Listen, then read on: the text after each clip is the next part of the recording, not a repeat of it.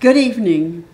Thank you so much for tuning in to Let's Live with Thurman Greco, which is coming to you from Channel 23, Woodstock's educational television channel, and also from Let's Live with Thurman Greco on YouTube.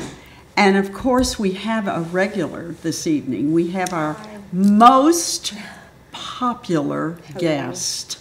So can you start by telling everybody, what is your name? I love it when you tell people your name. Well, it's Susan Fiona Saxman. Susan or Fiona, who am I today? I'm both. I'm Susan and Fiona. I'm both, right? Yeah. Fiona is what I'm mostly known in Woodstock as, and Susan's my other name. Although I've had a couple of other names through the years, but that's what I go by now. And you have a shop? I have a shop named Fiona, and I am actually a professional clairvoyant and medium, and I'm best known for that, although I do other things too. Well, and you have the most adorable dog in the whole world. I have the best dog in the world. I'm sorry. I am, you know, I can't help it. But she right now has a lot of red lipstick on her because we had a big kissing session before I left the house, and so I probably have red lipsticks all over my face, so forgive me. But that's okay. Yeah, those are ghost kisses. Yes, and her lips look very fetching. She's all white, so, you know, she looks really pretty with the red on her lips. She is so darling. She's so sweet, and she's in the shop with me during the week. So when people come to the shop, they get to visit with? And they get ghost kisses, mostly, if she really likes them. Some people she doesn't take to so much, and then I'm wary of them too, because she's very protective of me. And, well, that's good. And you know the thing is now, she won't let anyone touch my reading table. Really? Nobody can touch anything on my table. Oh, that's wonderful. Yeah, she's very, so people have to sit like really careful. That's good. She doesn't want people to leave their vibes on my stuff. That's wonderful. Yeah. Do you have any of those wands left? I do have some wands. Yeah. I think we need wands for the wands coming to season. Direct energy. Yes. Not swords because they cut and destroy, but wands to direct. Yes. Just had to say that for some reason. Not swords, but wands. Well, you know, times are very stressful now, so people can use a wand. Yeah, for directing energy. Well, that's what I also feel like crystals. Crystals are good for directing of energy. I'm not a huge fan of implements or tools necessarily, because I feel the biggest tool is in your brain. Yes. The brain is everything. Yes. Everything else doesn't really matter much to me. Everything is, we have everything we need up here.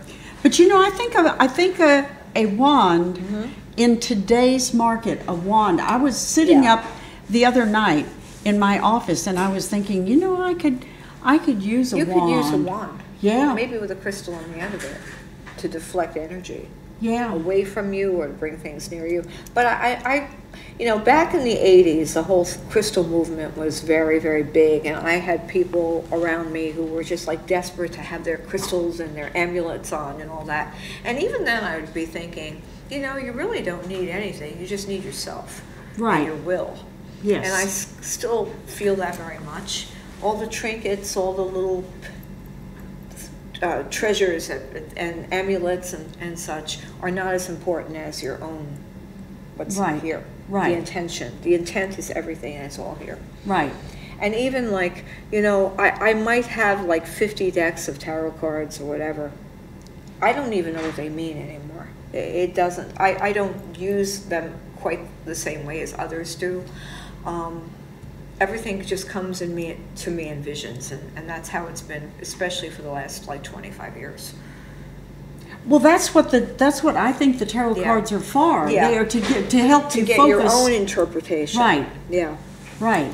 And so that you can just sit down, you can just deal the cards, and then you can just. They could be anything in front of me at this point. Right. Anything. I used to do psychometry where I would touch an object and get information from it, but now it doesn't even. It's just seeing the person is what's important, and also the most important thing for me is the energy around the person. That's why I don't do readings online or on Zoom or on the phone or anything. I want to see the person in front of me. Well, what you want to see. I want to see what's around them. Right. Not necessarily them, but yeah, the energy around them. Yes. And I can't do that electronically. For me, I don't want to. Well, I'm sure that if you felt like, if the day comes when you feel like that this is what you need to do, that it will come very easy. Yeah. But at this point, you don't feel motivated. No, not at all. Not Right. at all. Not at all. And also, it puts a nice limitation on me because I can barely keep up with the people who are coming to me in person. If I added phone and Zoom to it, it would be way too much for me. I can't do any more people. I honestly can't do any more people at this point. Well, that's good. You have reached your limit, and I you have know reached your the limit. limitations, A lot of people don't know. I can't. I just. It's been a long time. I've been doing this for probably 40 years at this point. Mm-hmm. And that's all I do. I mean, I did write the book, and I do other things. But this is it. You know, I've been looking at your old shows, and I know, because I go on YouTube, I know you've got other shows besides Let's Live shows. And as I view these shows, there's your book there. It's all not there, your first book. The second book is there. I know. There's so many more stories. Oh my God, there's so much. And every day I keep thinking of why didn't I add that into the first book? Why didn't I add that? Well, that's because it belongs in the second book. There's so much more. And, there's always talk about screenplays and other stuff we're going to do too. It's all there. It's all there. There's never going to be a lack of material. Because every day there's more stories. Stories are everything, and I'm collecting every time I have an interesting day, which is pretty much every day.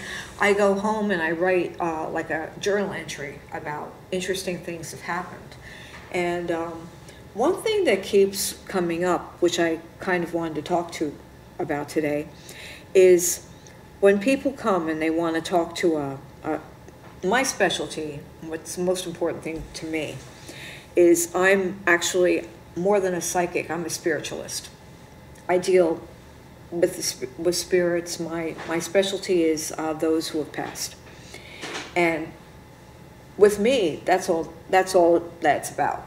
It really is more than predicting future events or anything like that. It's connecting people with loved ones who have passed. And what's interesting is the time. Time is everything with that. Because so often a person would sit down with me and then a father would come out, or a mother, often by name, and they'd look at me and go, well, they passed like 30 years ago. And they'd be quizzical, almost like annoyed, like, why didn't somebody who passed, like a friend of theirs who passed like 2 weeks ago, show up, but their father passed from like 30 years ago and he came through? And I'd be like, yeah, but in spirit, there's no time. So that father, or the essence of that father, really wanted to come through. And it's always interesting to me how only us in this human plane here, we have time. Time is made by humans. In the spirit realm, there's no time. But what is interesting, and this is something I really can't explain, is that recently I had a woman it was interesting how she got her appointment very fast because somebody else canceled, and she said, I desperately have to see you right now. And so I usually don't take well to people who want to come like right now when there's a waiting list, but this person, I did have her come. And it started out really awkwardly, really actually badly, because she walked in and she sat down and it was blank. We were not connecting. Even my dog was looking at her like, when Ghost looks at anyone like, I'm like, oh God, what's going on? And I started panicking. My heart was going like no words were flowing. There was nothing there. Wow. And the woman and I were like looking at each other almost like nothing's happening. And I finally said, look, I'm not connecting with you. And there are no words that are coming out of my mouth, nothing. And I said, I'm really sorry. Obviously, you don't have to pay for a session with me because nothing's happening. And she said, can you just try harder? And I'm sitting there like, I'm thinking my head's going to explode. My heart was already racing. I was shaking. You know that feeling of like desperation when Yes. you're really trying. And all of a sudden I said, sister. And she's like, yes. Well, to make a long story short, her sister had just passed 3 weeks ago. Oh, that was what she was really... But the problem with that, and of course it's not a known problem, I don't understand why, but you can't, or I can't, and maybe other people can, it seems to be some kind of rule in this sort of weird job that I have, that you have to wait 3 months before a spirit can come through. And even though I just went through this big rigmarole about time, 3 months tends to be when, if a person passes, they're around for like 3 days before they're, you know, when they're still able to communicate. But then you have to wait. The Buddhists say like the Bardo realm, like 40 days or something. Really? I don't know why these rules are there or who makes these rules. But if a person says to me they want to communicate with a loved one, I usually say, well, how long have they been gone? And if they say, well, 2 months or something, I'm like, you have to wait another month. It's like this unspoken rule or something that just, well, anyway, this woman had just lost her sister 2 weeks ago. And I think that explains why there was this blockage. Because for you, you've got to wait 3 months. To me, and maybe it was just me, or maybe, well, anyway, finally the sister did come through after a very horrible, very uncomfortable start. And it was a lot of stuff about what happened in the hospital and hospice and malpractice suits and stuff like that. Oh my which was gosh. very, very intricate. But eventually it worked out, and the woman was very happy with the readings, and the other family members came in and thanked me. But God, it was very awkward in the beginning, and it was that 3 month thing. Wow. It was like, the whole situation was like defying a rule. And the sister didn't want to come, or maybe she shouldn't have come, and we were trying to force it. Eventually it worked out, but oh my God, it was awful. Do you ever have a person who comes in and says, I want to see my Uncle Joe? And Uncle Joe... It doesn't want to come. Right. So Oh, then yeah. what do you do? Somebody else might come through, or I'll just say... Are they happy to talk to Aunt Yeah. Sue and Yeah, but Cousin sometimes Mabel or whatever? The other entity might be pushy and obnoxious, even in death, like they were in life, try to push their way to the front of the line. Poor Uncle Joe can't come through, or doesn't want to come through. You know, we're not calling down spirits. We're not doing necromancy. We're not pulling down them if they don't want to come. If they want to come, they'll come. If they don't, let them rest in peace. So when people come for a reading, they have to be polite They have and to be take polite. potluck. Yes. And those who want to come, and there's usually surprises, and How about pets? oh, they always come, because I'm such a Oh, big that's so animal lover. wonderful. You know, and some pets from childhood, some pets that Oh. nobody even thinks that they'll be remembered, like a bunny from childhood when the woman was 10 years old would come through. Sometimes I've even had snakes. I've had fish. That's Fish. wonderful. I know. I think a lot of it is because I'm such an animal lover that they like to come through. They're doing it mostly for me because That's wonderful. and a lot of the times they come by name because it could be something from, or they're a husband that it's not necessarily connected to the woman, but it might be her husband's dog from childhood comes through because he can. People and animals come because they can. So basically I'm just a wide open freeway That's what a medium is. A medium is a bridge. It's a medium between the worlds. That's what it is. Do you ever have a reading in which a person comes in and the person that comes through is a person that they spent 15 minutes with 35 years ago? Yes, and so it's these things these little moments in time that are important. And that particularly happens, and we kind of talked about this before, hospice workers, nurses, hospice workers, people who have helped people pass in hospitals. The patients are usually so grateful to the nurses and the doctors who have helped them. And they come through. And sometimes they don't even know the names of some of the people that they've helped. And they come. Babies that they've delivered that maybe have died, the babies come through. It's been so wild that I can't even, there's been so many countless people that I'm actually living or existing more on the other realms than I am here. Have to tell you, well, that's because that's where you're working. That's where you're working. spending your life and your energy. My life in the other realm. Yeah, I really am. Absolutely. I look at it and I see, but it's and I've said this before in other interviews. I don't see them like when I first started doing this many years ago. They were more solid. They were solid. They were like entities that you could. Now it's more like flashes, like slideshows. They come very fast, and a name happens, or to me, it's that white noise sound. Oh yeah. Oh boy, I hear it all the time now.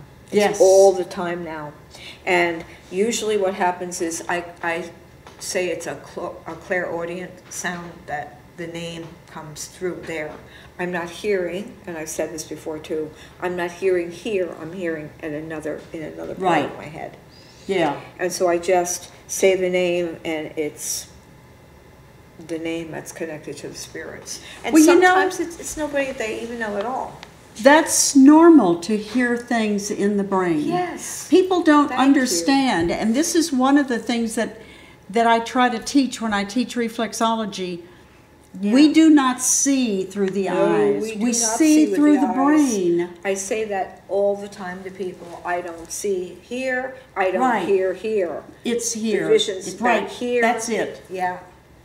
And I don't know if I told you, but I often have people who work with the brain. They come, neurologists and all, and a woman came to see me fairly recently who is a neurologist who says, back here is one of the glands that is the visionary gland. Yeah.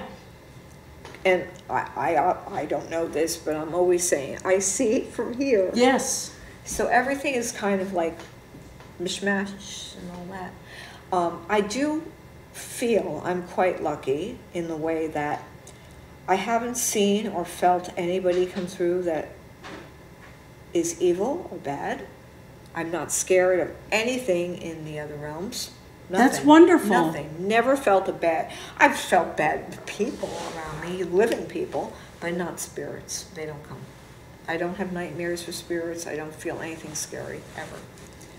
Is that because you're just not asking for them, or are they somewhere else? What is? Are there no? Once you pass over, you're not evil anymore.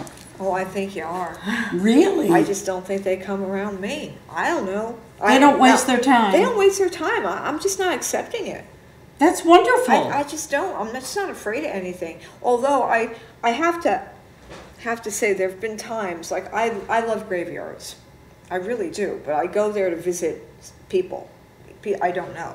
I walk around, particularly the graveyards in England. Every morning when I stay in my friend's house in Nottingham, at the graveyard, early, like 7 a.m. And I'm walking and I'm saying the names I see on the graves out loud. And a lot of them are Victorian graves. Wow. And I love that. I love that because it's like I'm visiting people from another time. Or when I was in Scotland, I'd go visit the old ancient graveyards. I've seen graves from like the 11 AD. Wow. My God, it's so amazing to go to the ancient ones and kind of acknowledge that there's somebody here and say, hey, hi, But there was, every morning in England, I take my walk through Forest Fields graveyard in Nottingham, and I'd have my particular walk that I would do every morning. And there was only ever, and one of the graveyards, one of the paths I took had like little caves, because Nottingham is full of caves. It's a town in England that is known for its caves. It's underground, like they even have pubs in caves. Oh, how neat. It's really cool. And I would walk every morning in the graveyards in Nottingham and go under the caves where there are even some mass burials from the war days and such. Never felt fear, except this one particular day. I was walking by myself. Every morning I'm by myself. And I felt like, you gotta get out of here now. And there was a strange kind of stillness that came in the graveyard. And wow. Like, you gotta get out. And that was the only time that ever happened. And other than that, I never feel fear when I'm in the graveyard. Not in your whole life? Never. Never, never, never. Never. I think that's wonderful. Yeah, I always feel like, and it's not because I don't think there's evil on the other side. I feel like spirits have to elevate themselves even after they pass, and they could do it through prayers from us or just from an awareness as far as observing us, how we live down here. Really? Oh, they're always watching. They're always watching and learning from us. I know a lot of people would feel differently. I am not, I don't necessarily feel for myself that I have anybody in between me and the spirits. I feel it's just me and them. There are people, of course, with different faiths who have different beliefs in this, but with me, I feel like they're observing us, and they can choose to go to the heavenly realm or any other place that they want to venture to. Maybe their purgatory is simply, or what the Christians call purgatory, is simply looking at how we live here, and then they could elevate their own spirit, their own awareness. Sometimes when you're nasty in life, you're still kind of nasty in death. You haven't really changed. And you kind of go to oblivion. Wow. Because some people just disappear. My mother kind of just disappeared. Do people ever come back to say something to someone? Oh, yeah, definitely a lot. That's common. Really? Yeah, all the time, yeah. And sometimes they feel like a woman can come see me 1 year, and then 3 years later she'll come and she'll be like, I've been talking to my mother's spirit, and she seems more at peace now. And the spirit has grown, and she's grown. Her relationship with her mother has improved even after death. That happens all the time. Really? And so if you go and get a reading and you have connected again with the person, then they leave your shop and they continue on occasionally to communicate with these people. I'm kind of a therapist for spirits. Actually, I'm a therapist for spirits. Yes, I'm like a psychiatrist for spirits, I've decided. No doubt. Weird? Isn't that weird? No. Yeah, I just realized that because actually, they kind of, people work with their relationships even after the person has passed. And there are people that are hopeless. We don't really, even from my own, there are relatives I would never talk to of my own that are just, I stay away. Do you ever have a situation where someone wants to see a person and the person says, no. Oh yeah, they're done. Forget that one. They don't want to come back and talk to them, or they're just like tired of being here and they don't want to bother anymore. They'll be like, I'm with God now. I'm in the heavenly realm. Why would I want to come talk to here? They don't want to be here. Oh, that's cute. Then there's also the people that don't want to come back here in reincarnation, and the people who are like so eager to be born again. I wonder how hard it is to reincarnate yourself. I don't think it's hard at all. I think if there's a will, there's a way. That just came into my head. If there's a will, there's a way. If you want to reincarnate, you can. If you don't, you don't have to. I think it's all us. It's all about us. It's what we want. Certainly, people have different beliefs. I know that in the 90s, I spent a good bit of the 90s learning animal communication. Oh, yeah. And I ran across a woman in Virginia who practiced animal communication. She taught a lot of animal communication. She was a born-again Christian and did not believe in reincarnation. And so I could tell through the communication that a lot of what she was saying to the human about their animals was being edited out. Was edited, yeah. Not that fully. she said, "Well, I won't say this because I'll just." She just was not receiving it. Yeah. It was not going through exactly. her. She's not receiving it. Yeah. So what we receive is different. Absolutely. Yeah. What we receive is different. Wow. I mean, I can't really, I really don't hang out with other psychics. I'm not into, like, if there's a lovely network that some people that I know watch, like, stuff on Gaia Network. I won't watch any of that. It's sort of like if I was a surgeon watching medical dramas all the time. I just don't want to. Oh, really? So they do have groups? Totally Psychics have groups? I am not interested in anything. I just do my thing, and the way I do it is how I do it. And I don't know anyone else who does things the way I do, or I'm not, no. I don't hang out with others like me. You know, I think I can identify with that totally. Completely. As a reflexologist, Completely. I came up here to New York State and I joined Reflexology Association of New York State, and I went to a couple of meetings, and after that I thought, you know, I don't want to. People put too much rules. I don't want to. I'll just go. I came back to Woodstock and I just. Oh no. No, I don't go with rules. I don't go with teachings and all that stuff. I do my own thing. I truly do my own thing. Always done my own thing, and I've come up with my own beliefs, and my beliefs are probably not like others, and they're from my own experiences. And well, then that gives them some validity. Yeah. Oh, there's no question. There's no question. I feel like there's no question. I'm right to me. Well, that's. I'm right about. My beliefs. Then you're doing what works. Yeah. You're doing what works for you. And, you know, there are some days, like the weirdest part of this whole thing is, like, I could honestly say, and I wake up, there are days that I could honestly tell you, I don't feel like doing this every day. There's never a day that I wake up and I'm like, whoa, I can't wait to go do a reading. I actually... You've been doing it so many years. I've been doing it so long. I actually, honestly dread it. Dread it every day. And yet, isn't it funny? I can go in, sit at my table, and it works. How does it work? I don't know. That's wonderful. And it's not because I have this enthusiasm. It's just something comes over. And it's something you do. Works. It's something that is working around me. It's something that's working for me and with me. It's not. Then that probably makes it pretty authentic. Yeah, absolutely, because you're not cooking it up. Oh my God, no! I couldn't. I don't have the energy to. I wake up and my heart is actually going like this, going, I can't do this. I can't do it. I can't do it. And then when I go in, suddenly it's there. Do you have rules?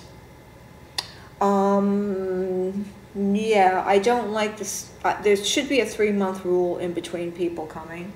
Like, they can't come sooner than 3 months, although I do have certain people that I allow coming a little bit more. Oh, that's true. If you let them, they'll come every week. Particularly if they spend all their money, they spend all their time gathering to get the money to pay you, and after a while, you just don't want to do that anymore. I can't have that. I can't have it. It's they have to learn. Like, I had a person, and she's lovely, but she's not from this country. And she would write to me on Facebook Messenger stuff like, my boiler's broke, what should I do? I'm sorry. Call a plumber. She wants you to tell her to do that. Yeah. She wants you to make all those decisions for her. and you don't want to make those I decisions. don't want to do. I don't even want to do. Like, it's just. It's what is that? What is that? It's called burnout.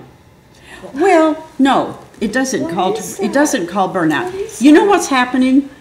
There is so much happening in the world around us that doctors cannot practice medicine and lawyers So what's cannot happening practice. to other people, like people with real professions. I'm saying that in a way, like Yeah, they can't like- do it anymore.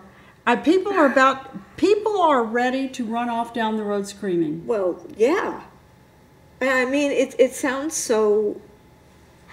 I mean, I know that there are people out there, probably people watching this, who think that this is an incredibly weird, flaky profession. I don't think so. But I swear, this is, this is burnout too. This is the point where I went to a doctor recently, and I have very high blood pressure. I'm not. Well, How so do do I so have- do I. So do we all. So do we all. And they're looking at me like, you have high blood pressure? I'm like, yeah, I used to have very low blood pressure to the point that people thought I was dead already. And- Listen, there's so much going on. How can we not have high?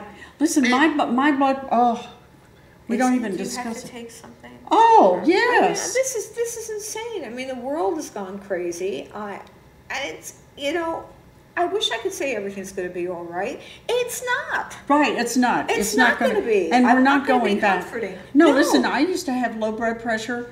Recently, well, several months ago, I was in the emergency center in Saugerties, I didn't know that. and one of those nurse practitioners, that's run by Albany Meds, so they have standards. They take your blood pressure, and she said, and then she proceeded to take me all around the building, and she took my blood pressure with all of the machines they had in the urgency center, and she said, this is the highest blood pressure I've seen Oh in, my I God, don't know. I It's didn't like, know. I'm so sorry but to hear it's that. not that.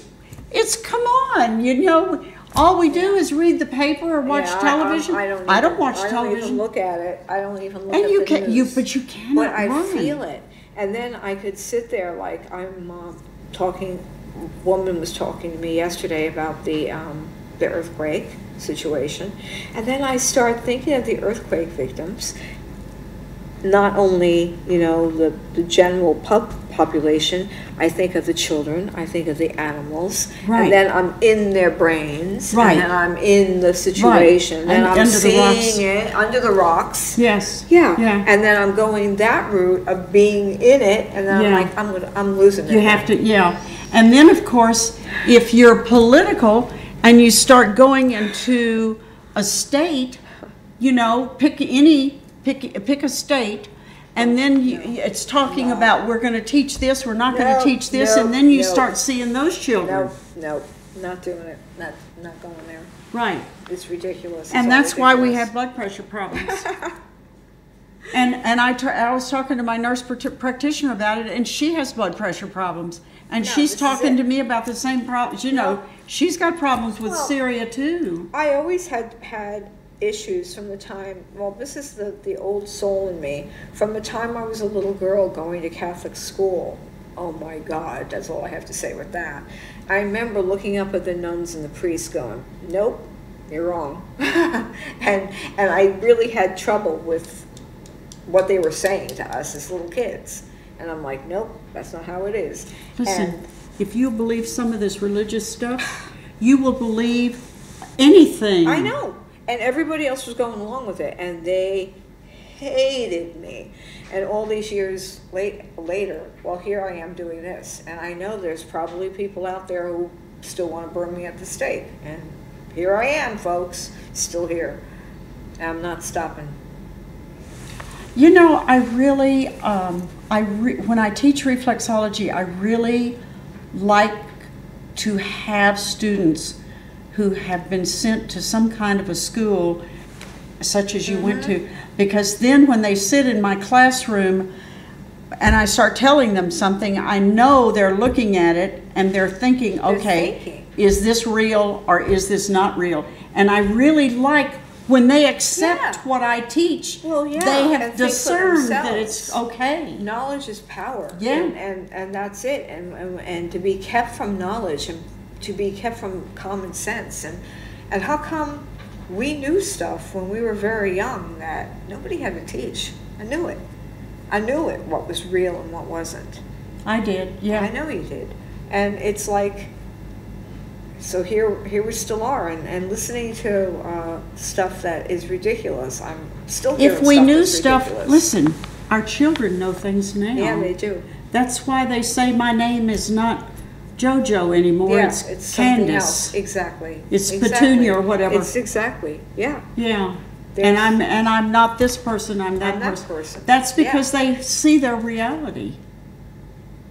Yeah, and it's a whole different. You know, I remember past lives. I remember being here many times and doing the same thing I'm doing now, and it didn't usually have a very good end, actually. That's why you're doing readings, because it didn't have a It good didn't ending. have a good ending, and this time they can't get away with it. That's good. Yeah, it's good. They're not going to get away with it, but I'm still doing it, and it's interesting because it's all. But to me, there's a difference now, even as far as a few years ago. No, not a few years ago. What? I'm losing track of time again. I used to think it was purely spiritual, purely metaphysical. There's science to it, and the science is the energy around people, and the Absolutely. spirits are made of electric energy. It's physics. It's dark matter. Yeah, it's physics. And you know, I was watching, and I can't get into the whole thing, but because it's very complicated. There's a TV show that's on HBO Max. It's called His Dark Material. I don't know who wrote it. It might have been written a long time ago. It's almost like the Narnia stories, but they talk about dark matter. His dark materials is dark matter, and it's a story about angels. And the dark matter is actually angels, and how the church people are trying to stop the dark matter from being discovered because they want to control people. It's a very interesting show. It's 3 seasons.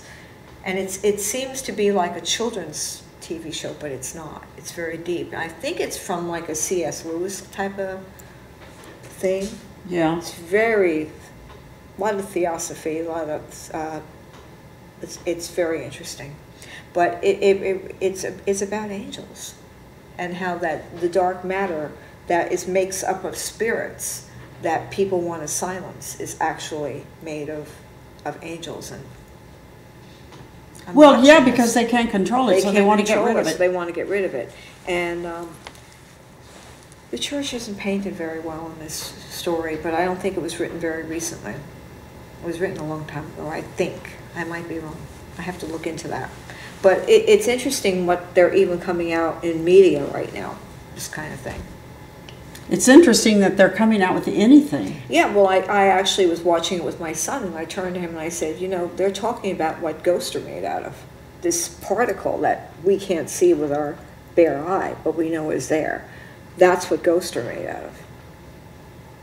And it was very clear to me that this is what it is. It's like this energy that's there. We can't deny it. And it's science, too. Does he do the past, present, and the future as well? Mm-hmm. He does that. Is he? You think he's going to follow? No. He doesn't want to believe in it, but he does have it. He believes it, but he doesn't want to talk about it. You don't think he's going to become a clairvoyant in the future? Nope. He's not going to become the second generation? Nope. He doesn't. He's all very scientific. I think you're very scientific. I am now very scientific about this, but he's very doesn't want to go there with this. And I keep trying to send him to England, but apparently I'm not sure England's doing very well right now. Right. Well, there's so much going on. You know, and when places become frightening, Yeah. are people moving a lot? Do you notice, are they talking to you about packing their bags and going? People tend to be wanting, I hear a lot of people wanting to leave America and move to Europe right now, but Europe I was thinking about that during the Trump time, but God knows where anywhere is safe right now. I don't know. I don't know. We can't expect safety. Nowhere's really safe. We have to be safe in ourselves, in our own little world. That's what I'm concerned with. Our little worlds, the world that we build around ourselves. How do we build safety around ourselves? Do you have any thoughts on With that? our mind, with our brain, our intention. We can only build our own little universes. Build your own universe. That's what I don't watch the news. I just have to feel like a thing around myself and my own world, and whatever happens, happens. I don't have fear. There's no fear of death. No. Well, and things are not going well right now. Death is not the end. It's going to be a transformation, if nothing else. And that's one thing I'm sure of. There is no death. The thing that I was really thinking yesterday, because I've been thinking about, is there another dark age showing up? Probably. I'm saying this. Yeah. Probably. Yeah. But there's actually going to be a change in the. I'm getting the word Teutonic plates. The tectonic plates. The tectonic. That's right. You said it right. That's another thing. Sometimes I see the words in my head and I'm trying to read them, but I say them wrong. You actually see the letters? I see it like ticker tape. That's running across my head. What is that? That's normal. I've said that since I began doing the readings. I've seen them in my head. People going across. Studies have been done. People can see, they can hear. Really? They can read They words? can feel, and they can read words. That's what I've always had. A lot of animal communicators, that's what they do with that. ghosts too. I read the words in her mind. Yes. I've never heard her voice. Right. I never heard her speak, but I could read it. It's not even just feeling it. I read the words. That's what animal communicators do. I didn't know that. Yeah. Well, that explains that then. I learned that from Penelope Smith. How interesting is that? Yeah. See, that's another thing I've always wondered. Like, is this real? What am I thinking? I often think, like, is this real? What am I? Many years ago, I gave a class on animal communication. Really? And I had about 10 or 12 students, and we held it in the garden of St. Gregory's Episcopal Church. I love that church. That's a great church. And I was sitting there, and we were talking about it, and I explained it to them very easily, how they could communicate with their animals, and I had it all going, and then all of a sudden I was talking, and I was saying, now this is what you're going to do, and immediately I could just see that, Yeah, the animals talking, you could see. But I could also see the humans going into, no, that's no. Really? Yeah, they didn't want it? They just refused. Because that makes them feel bad because they don't think that the animals have a voice. And it did not. I have been able to teach many people animal communication on one-by-one problem, but when you've got a whole bunch of people, if one person blinks their eyes that I'm not going to buy this program, the rest of them. See, the other thing with me that's very, I'm very adamant in believing that we're no better than animals and animals are no better than us. We're all equal. And I don't think that humans are superior species. Never have. So if there is a God that created us in his image, well, we all don't look the same. We could be four-legged, we could be winged, we could be whatever. I don't think that animals are lesser than humans. I totally agree. So I say that, and people sometimes look at me like, what? No, I think every spirit, a spirit doesn't have a shape or form.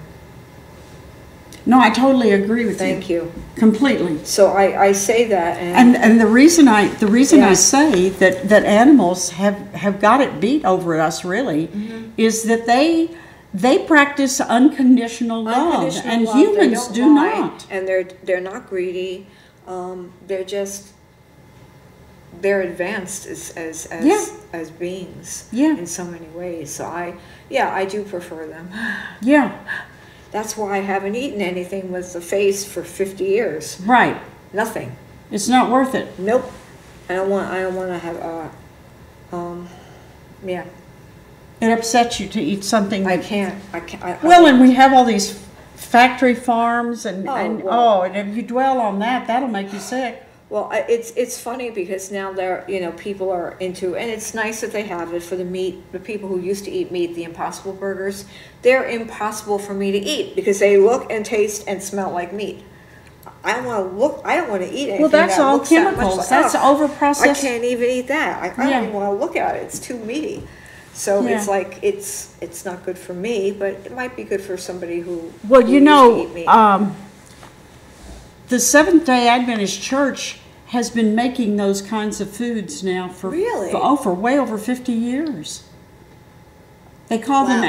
analogs. Really? And you I get didn't know that. Yeah. That's interesting. And you could get, phony lunch meats and I phony love that. hot dogs and, phony all these I things. love that. Well, it's interesting because I know that some of my views about things in general are quite extreme.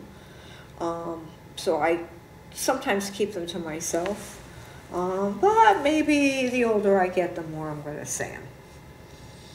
Yeah, why not? Perhaps. Why we got to lose, right? So yeah.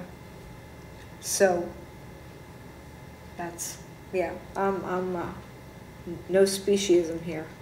Yeah.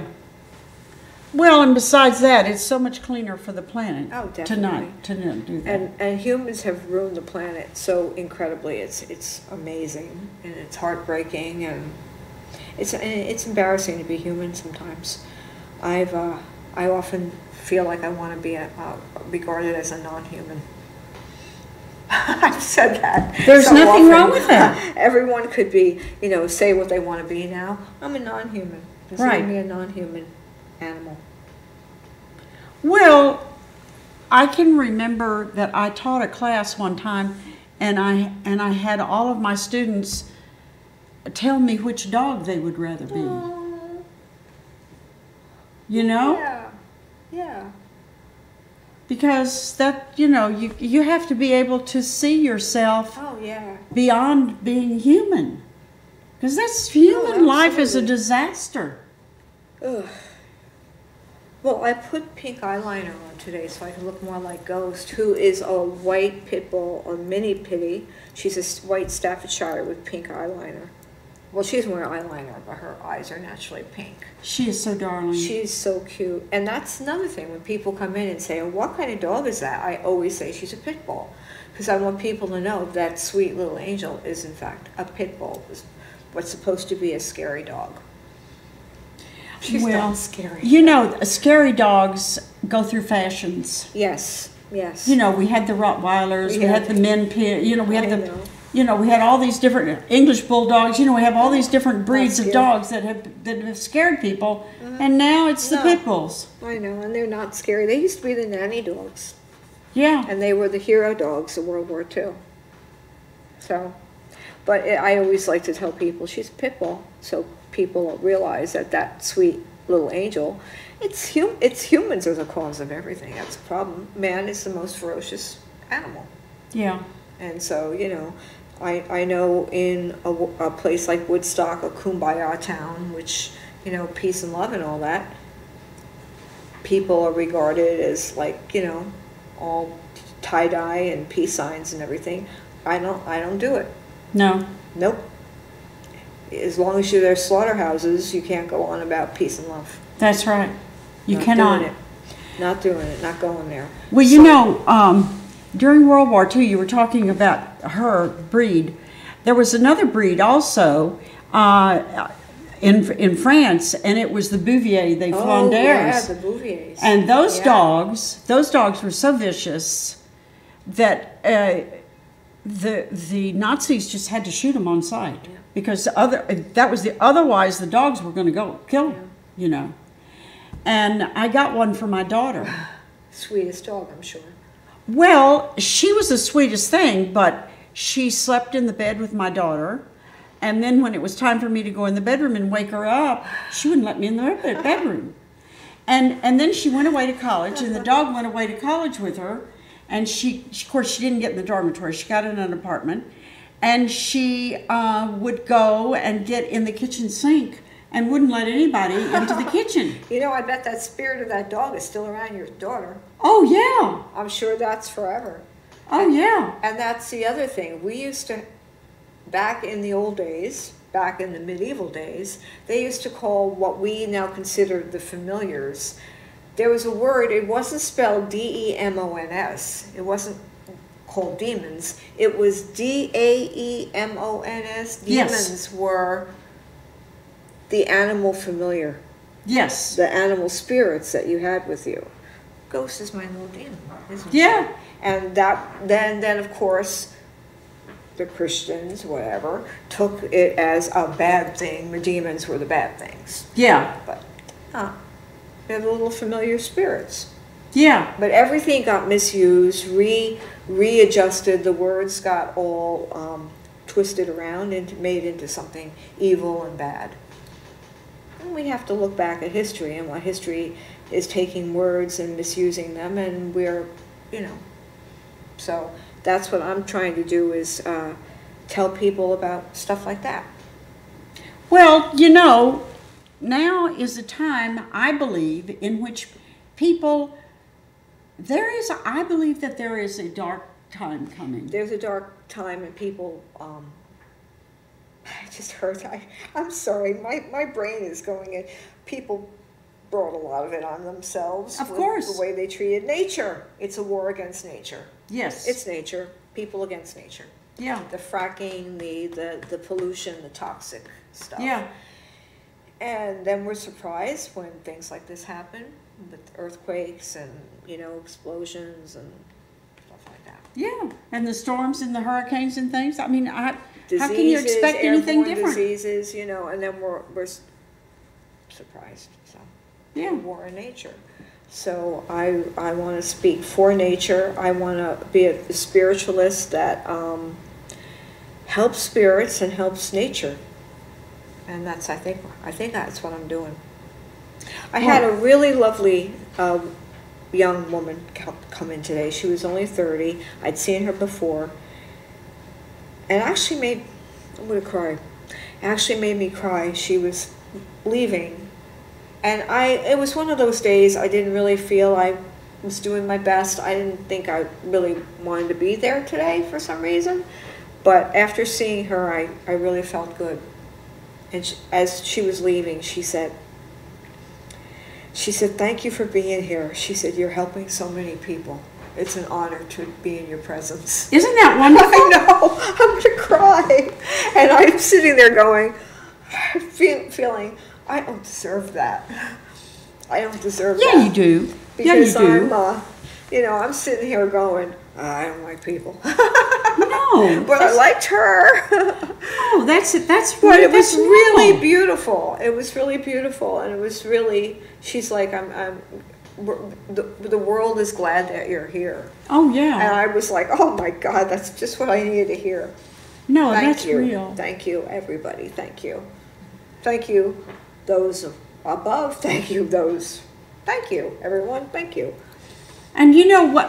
One of the things that does happen is when you get on the path, yeah, and you feel this feeling, yeah, and then you get further along on the path, and you don't necessarily feel this feeling, yeah. And it's up to somebody else to come along. Well, that's what this was today, because somebody, this young woman actually said to me, she's like, thank you. And I've been walking around going, oh my God, sometimes I don't even want to look at people anymore.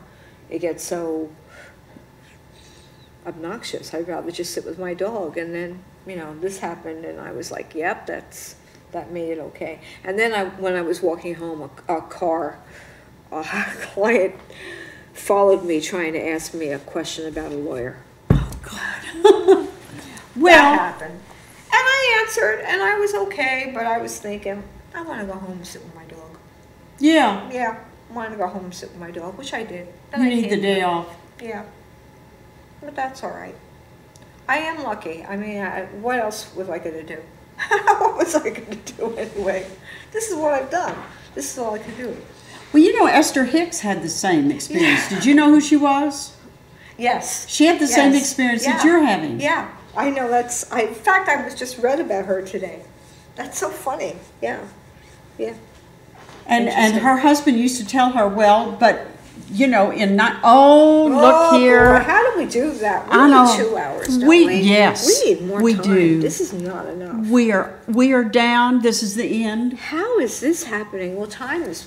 You can have another hour. We gotta go. We gotta go. But thank you so much to Ellen. Thank you, Ellen. We could just go on and on. Thank you. And we appreciate it so Thank much. you, Ellen. You're Listen, great. but tell everybody how to get in touch with you. My email is susanfionasaxman.com, and if you want to make an appointment, I'm probably not taking any new people until April because I'm booked up. But just make that, or my shop is Fiona. It's called Fiona. It's on 5 Elwyn Lane, big purple sign. I'm usually sitting in there with Ghost. Okay. Yes, thank you so much. And please subscribe to YouTube. Let's Live with Thurman Greco. Thank you.